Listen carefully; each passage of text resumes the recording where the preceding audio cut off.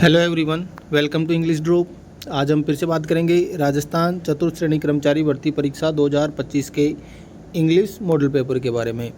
आज का हमारा मॉडल पेपर होने जा रहा है पेपर नंबर 78 और एग्ज़ाम तक लगातार आप ऐसे ही मॉडल पेपर देखना चाहते हैं तो हमारे यूट्यूब चैनल इंग्लिश ड्रॉप को सब्सक्राइब करना ना भूलें और अपनी तैयारी को मजबूत करने के लिए हमारे साथ जुड़े रहें। तो स्टार्ट करें आज का question number 1। Question number 1 start करने से पहले आप एक बार क्लास को लाइक करना ना भूलें। Fill in the blank with correct form of verb. First question है, करेक्ट फॉर्म का हमें यूज करना है। I blank see Rakesh at the zoo last week. Sentence है हमारे सामने, आई ब्लैंक सी वर्ब है, Rakesh at the zoo last week. Option है सी सीज। देखो आई के साथ सिंगुलर वर्ब नहीं आती। सीन है वो थर्ड फॉर्म, सी सॉ और सीन थर्ड फॉर्म है, वो हैज है और हेड के बिना यूज नहीं होती। और नेक्स्ट लिखा है यहाँ पे सॉ। तो दो ऑप्शन हमारे कैंसिल हो चुके हैं। अब बचा है सी और एक बचा है सॉ। देखो यहाँ पे क्या लिखा है, लास्ट वीक मतलब पिछला सप्ताह की बात हो रही है। पिछला सप्ताह मतलब टाइम बीत चुका है। बीता हुआ टाइम कौन से टेंस में आता है, पास्ट में। और सेकंड फॉर्म कौन से टेंस में आती है, पास्ट सिंपल में। और फर्स्ट फॉर्म कौन से टेंस में आती है, प्रेजेंट सिंपल में। तो प्रेजेंट कैंसिल हो जाएगा, पास्ट है सेकंड फॉर्म, वो हमारा राइट आंसर हो जाएगा। नेक्स्ट है question number 2। Choose the correct option that gives the passive form. एक हमें एक्टिव वॉइस दिया गया है और इसका करेक्ट पैसिव वॉइस हमें चूज करना है। They are watching a movie. They are watching a movie. देखो पैसिव वॉइस करने का तरीका सीधा सा क्या है कि हेल्पिंग वर्ब का पता करेंगे। हेल्पिंग वर्ब क्या है यहाँ पे, ईजेएमआर। और जब भी ईजेएमआर दिया हुआ है तो पैसिव वॉइस में ईजेएमआर के आगे क्या ऐड हो जाता है, बीइंग। क्या ऐड होगा, बीइंग ऐड होगा। अब ऑप्शन देखो, ए मूवी वॉच्ड सेकंड फॉर्म दे रखी है, movie was. A movie is being और ए मूवी इज नहीं चाहिए हमें, इज बीइंग चाहिए। हमारा ऑप्शन सी है वो करेक्ट आंसर हो जाएगा। अब देखो यहाँ पे क्या लिखा हुआ है, बाई देम। जबकि दे कैसा सब्जेक्ट होता है, अनइम्पोर्टेंट सब्जेक्ट होता है। तो ये ऑप्शन पे डिपेंड करता है कि हाँ इसने बाई देम लिखा है या फिर नहीं लिखा है। तो ये सेंटेंस यहाँ तक भी हो सकता था और यहाँ पर इन्हें बाई देम भी दिया हुआ है। तो इसमें कन्फ्यूज़ होने की ज़रूरत नहीं है। ऑप्शन पे डिपेंड करेगा अनइम्पोर्टेंट सब्जेक्ट को चेंज किया है या फिर नहीं किया है। नेक्स्ट है question number 3। She said to me do you like ice cream. Choose the correct indirect speech. Indirect speech में चेंज करना है और इंट्रोगेटिव हमारे सामने सेंटेंस दिया हुआ है।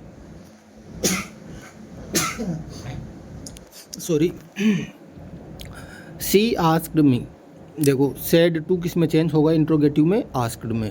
तो यहाँ पर सी आस्क्ड, सी में भी सी आस्क्ड और सी टोल्ड। तो सी टोल्ड को डायरेक्ट कैंसिल कर दो यहाँ से। अब देखो हेल्पिंग वर्ब से स्टार्ट हो रहा है तो कनेक्टिव क्या लगेगा, इफ़ या फिर वेदर। तो देखो यहाँ पे इफ़ लिखा है, यहाँ पर इफ़ लिखा है और वेदर लिखा है। तीनों सेंटेंस यहाँ तक करेक्ट है। अब देखो यू पहले हमें चेंज करना है। यू है वो सेकंड पर्सन होता है और सेकंड पर्सन को चेंज करने के लिए रिपोर्टिंग वर्ब का क्या चाहिएगा हमें, ऑब्जेक्ट। ऑब्जेक्ट क्या है यहाँ पर, मी। अब इसका सब्जेक्ट हमें चाहिए, मी का सब्जेक्ट क्या होता है, आई। तीनों ऑप्शन है, आई लिखा हुआ है। नेक्स्ट लिखा है डू डज। अब डू डज है वो किस में चेंज होगा, पास्ट में। अब जैसे ही डू इधर आएगा ये सिंपल सेंटेंस में चेंज हो जाएगा और पास्ट सिंपल में, सिंपल सेंटेंस में सेकंड फॉर्म का यूज होता है। तो आई लाइक, आई लाइक्स। आई के साथ लाइक्स वैसे भी नहीं आता। आई लाइक है वो प्रेजेंट में रह जाएगा, हमें चाहिए पास्ट टेंस। और यहाँ पे लिखा है लाइक्ड, जो बी है वो हमारा राइट आंसर हो जाएगा। नेक्स्ट है he had spent blank money he had. कि उसने खर्च कर दिए थे क्या, धन को, मनी को, ही हैड। अब आप इतना याद रखना कि मनी है वो अनकाउंटेबल होता है। मनी है वो क्या है, अनकाउंटेबल। और अगर रुपीज़ लिखा हुआ है तब क्या होता है, काउंटेबल। तो यहाँ पे देखो क्या लिखा है, मनी। अब मनी से पहले देखो ऑप्शन, देखो हमें क्या करना है, डिटरमाइनर का यूज हमें करना है। फ्यू और मैनी दोनों काउंटेबल के लिए यूज होते हैं, तो यहाँ से ये कैंसिल हो जाएगा। अब बचा लिटिल और द लिटिल। तो ऐसी सीक्वेंस होती है इसकी, लिटिल, ए लिटिल और द लिटिल। द लिटिल, कम, थोड़ा ज़्यादा और थोड़े से और भी ज़्यादा। ज़्यादा है उससे थोड़ा कम और उससे थोड़ा कम। यहाँ पे लिखा है कि ही हैड, जितना मनी उसके पास पास था, जितना धन उसके पास था, उसने पूरा का पूरा क्या कर दिया, स्पेंड कर दिया, खर्च कर दिया, बिता दिया। तो यहाँ पे जो कुछ भी था, तो यहाँ पे लिटिल और द लिटिल बचा है हमारे सामने, तो यहाँ से क्या हो जाएगा, जो कुछ भी जितना कुछ था उसके पास में सब का सारा धन है उसने स्पेंड कर दिया। तो यहाँ से क्या आ जाएगा, ऑप्शन सी। नेक्स्ट है question number 5, fill in the blank with correct determiner. Determiner का यूज करना है। अब देखो आर्टिकल भी किस में आते हैं, डिटर्मिनर का ही एक पार्ट होता है। I have made blank mass of my life, कि मैंने अपनी ज़िंदगी को क्या कर दिया, एक मैस बना दिया है। यहाँ पे क्या लिखा है, आर्टिकल ए एन और द। तो यहाँ पे देखो मैस किसका साउंड आ रहा है, मैं का, और जैसे कॉन्सोनेंट साउंड आएगा, व्यंजन ध्वनि आएगी, हम कौन सा आर्टिकल का यूज करेंगे, आर्टिकल ए का। नेक्स्ट है question number 6, what is the time blank your watch. समय पूछने के लिए what is the time by your watch. आप इस सेंटेंस को याद कर लें, ये सेंटेंस बहुत बार एग्जाम में पूछा गया है, और हम इन ऑन ऐसे लगाते हैं, तो इन तो वैसे ऑप्शन ए में दिया है, तो हम डायरेक्ट क्या कर देंगे, आपकी घड़ी में समय क्या हुआ है, ऐसे पूछते हैं, जबकि घड़ी के द्वारा समय बताया गया है, और इसके लिए किसका यूज़ होता है, बाई प्रीपोजिशन का यूज़ होता है, ऑप्शन डी। तो what is the time by your watch, as it is sentence exam में बहुत बार पूछा गया है ये, तो आप इस सेंटेंस को अच्छे से याद रख लें, what is the time by your watch. अगर आप वैसे भी अगर नॉर्मली इंग्लिश में अगर किसी से पूछना चाहे, समय पूछना चाहे, टाइम पूछना चाहे, तो आप क्या पूछेंगे, what is the time by your watch. तो बाई का यूज होता है समय पूछने के लिए। नेक्स्ट है क्वेश्चन नंबर 7, ये क्वेश्चन बहुत इंपॉर्टेंट क्वेश्चन है, थोड़ा सा ध्यान से देखना इसको, और एग्जाम में आने के बहुत चांस है इस क्वेश्चन के। This chair is made blank steel. अब देखो, जब भी हमारे सामने मेक वर्ब आ जाए, कौन सी वर्ब की बात हो रही है, मेक की। मैं इसको थोड़ा इजीली बताऊंगा, थोड़ा धीरे धीरे बताऊंगा, ताकि आपको अच्छे से याद हो जाए और आप इस क्वेश्चन को कभी भी गलत नहीं करोगे। मेक के बाद में दो प्रीपोजिशन का यूज होता है, of and from. Made of और मेड फ्रॉम, या मेक ऑफ या मेक फ्रॉम। अभी मेक की सेकंड और थर्ड फॉर्म होती है मेड, क्लियर है। अब हमारे सामने ऑप्शन देखो क्या लिखा है, फ्रॉम और ऑफ। विथ और बाई तो कैंसिल हो गया, अब हमें देर का ऑप्शन फ्रॉम और ऑफ। जब एक वस्तु से दूसरी वस्तु बनती है, उस कंडीशन में मेक ऑफ और मेक फ्रॉम का यूज किया जाता है। जैसे दूध से दही का बनना, ठीक है, पेड़ की लकड़ी से टेबल का बनना, दो चीज़ें बनी है, दोनों में डिफरेंस देखो आप क्या है, कि जब दूध से दही बन जाएगा तो वापस हम उस पहले वाला जो हमारे पास प्रोडक्ट था, उस प्रोडक्ट को हम देख नहीं सकते, उसको वापस प्राप्त नहीं कर सकते, ये पॉसिबल नहीं है। जब ऐसा हो, ऐसी कंडीशन में हम किसका यूज करते हैं, मेड फ्रॉम या मेक फ्रॉम का। मतलब जब एक वस्तु से दूसरी वस्तु बनी हुई हो और पहले वाली वस्तु को हम ना देख सकते हैं, छू सकते हैं, वापस प्राप्त नहीं कर सकते, उस कंडीशन में किसका यूज होता है, मेक फ्रॉम का। नेक्स्ट है मेक ऑफ। मेक ऑफ मतलब जैसे लकड़ी से क्या बन गई, टेबल बन गई। अब लकड़ी से टेबल बनी है, अभी भी हम उस लकड़ी को टच कर सकते हैं, हमें पता है कि हाँ ये लकड़ी है, उसको टच करके देख सकते हैं, उठा के देख सकते हैं। तो जैसे लोहे से कोई भी लोहे के उपकरण इंस्ट्रूमेंट जो बनते हैं, तो वो उस कंडीशन में किसका यूज होता है, मेक ऑफ का। यहाँ पे चेयर बनी है और किसकी बनी है, स्टील की, तो हम स्टील को टच कर सकते हैं ईजीली, ठीक है, तब किसका यूज होगा, ऑफ का। तो आप इस क्वेश्चन का आंसर देंगे कि इसका क्या आंसर आने वाला है।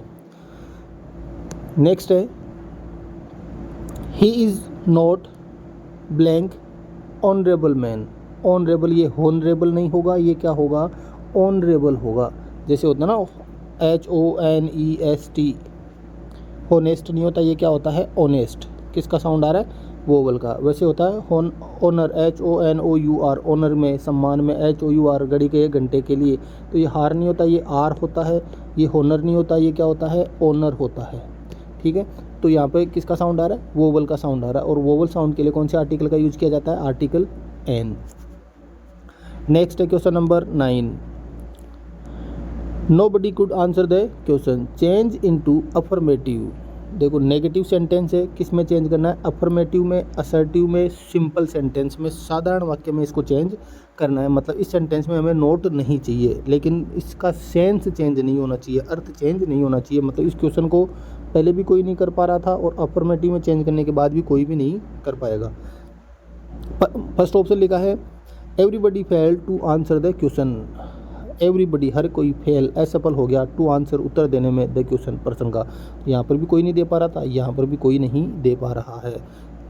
बी ऑप्शन देख लो, somebody could answer the question. Somebody मतलब कोई, किसी ने उत्तर दिया इसका, कोई नहीं दे पा रहा था आंसर। एनीबडी कुड, कोई आंसर दे सकता है, कोई नहीं दे सकता। एवरीबडी कुड, हर कोई दे सकता है, ये तो बिल्कुल भी रॉन्ग हो जाएगा। तो ऑप्शन ए है वो हमारा राइट आंसर हो जाएगा। नेक्स्ट है he is richer than I am. He is richer कि वो इतना धनी है जितना मैं हूँ, मतलब he is richer than I am कि वो मेरे से ज़्यादा धनी है। जितना मैं धनी हूँ उससे ज़्यादा उसके पास धन है, मतलब ज़्यादा पैसा किसके पास हुआ, रिच कौन हुआ, वह है मेरे से। ठीक है। चेंज इनटू नेगेटिव, नेगेटिव में इसको चेंज करना है। देखो I am not so rich as he is कि मैं इतना रिच नहीं हूँ जितना कि वो है, मतलब मैं रिच नहीं हूँ उसके बराबर, मतलब मेरे से ज़्यादा वो हो गया। ऑप्शन ए है वो हमारा राइट आंसर हो जाएगा। आगे के ऑप्शन देख लेंगे। I am richer than he is कि मैं उससे ज़्यादा अमीर हूँ, मैं उससे ज़्यादा धनी हूँ, मैं उससे ज़्यादा नहीं हूँ, वो मेरे से ज़्यादा है। I am not richer than he is कि मैं उससे ज़्यादा धनी नहीं हूँ। ये वैसे भी किस में आ जाएगा, ये sentence same as it is वैसे का वैसे दे दिया इसको। He is not richer than I am, देखो यहाँ पर भी क्या लिखा है, he is not richer than I am कि वो मेरे से ज़्यादा धनी नहीं है, जितना कि मैं हूँ वो उतना धनी नहीं है। तो ये तीनों ऑप्शन कैंसिल हो जाएंगे, बचेगा क्या, ऑप्शन ए। नेक्स्ट है she sings beautifully, change into interrogative. Interrogative में हमें चेंज करना है। चारों ऑप्शन में क्वेश्चन मार्क दिया हुआ है, प्रश्नवाचक चिन्ह दे रखा है। सी सिंग्स, देखो सिंग्स कौन सा टेंस आता है, फर्स्ट फॉर्म ऐसे ही है, प्रेजेंट सिंपल। तो हम अब जैसे ही हम इसको इंट्रोगेटिव में चेंज करेंगे, हेल्पिंग वर्ब का यूज करेंगे। हेल्पिंग वर्ब आती है डू और डज। सी सिंगुलर सब्जेक्ट है तो सिंगुलर के साथ क्या आ जाएगी, डज। तो देखो यहाँ पे डज दिया हुआ है, इसमें इज है, टेंस चेंज हो गया। यहाँ पे हेल्पिंग वर्ब नहीं है तो ये सिंपल सेंटेंस है। और ये इसको किस में दे दिया, क्वेश्चन टैग के अंदर दे दिया गया डू सी। अब डू सी के साथ नहीं आता, डज आता है। तो ऑप्शन ए है वो हमारा राइट आंसर हो जाएगा। और जिनको टेंस से रिलेटेड, हेल्पिंग वर्ब से रिलेटेड जितना भी डाउट था, आज इस वीडियो के बाद जो नेक्स्ट वीडियो आएगा, आज ही आएगा, वो सारे डाउट आपके क्लियर हो जाएंगे उस वीडियो के बाद में। Choose the most appropriate technical translation of the following word. Memo, memo का मीनिंग क्या होता है, नोटिस, ज्ञापन, प्रस्तुति या फिर शपथ पत्र। तो मेमो का मतलब क्या होता है, ज्ञापन, ऑप्शन बी।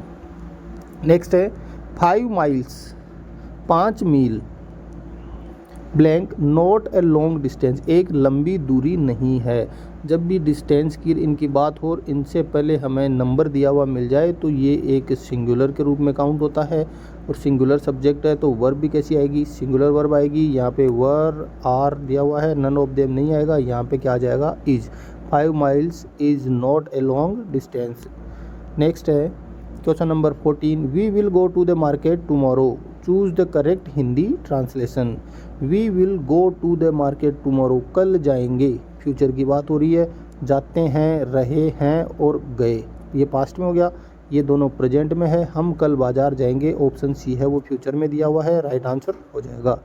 नेक्स्ट है मैंने तुम्हें कई बार बुलाया, क्या है, मैंने तुम्हें कई बार बुलाया। आई विल कॉल, देखो बुलाया मतलब ये काम हो चुका, बुलाने का मतलब पास्ट की बात हो रही है। विल फ्यूचर में आता है। I called you many times कि मैंने तुम्हें कई बार बुलाया या फिर बुलाया था। तो ऑप्शन बी है वो हमारा करेक्ट आंसर हो जाएगा। आई एम कॉलिंग यू, मैं तुम्हें बुला रहा हूँ। आई हैव बीन, मैं बुला रहा था, बहुत समय से बुला रहा हूँ, मतलब ये प्रेजेंट में है दोनों, ये फ्यूचर में है। ऑप्शन बी पास्ट में दिया हुआ है, I called you many times. तो ये था हमारा आज का पेपर। उम्मीद आपको अच्छे से क्वेश्चन समझ में आए होंगे। फिर भी अगर कोई डाउट हो तो आप कमेंट करके बता सकते हैं। Thanks for watching.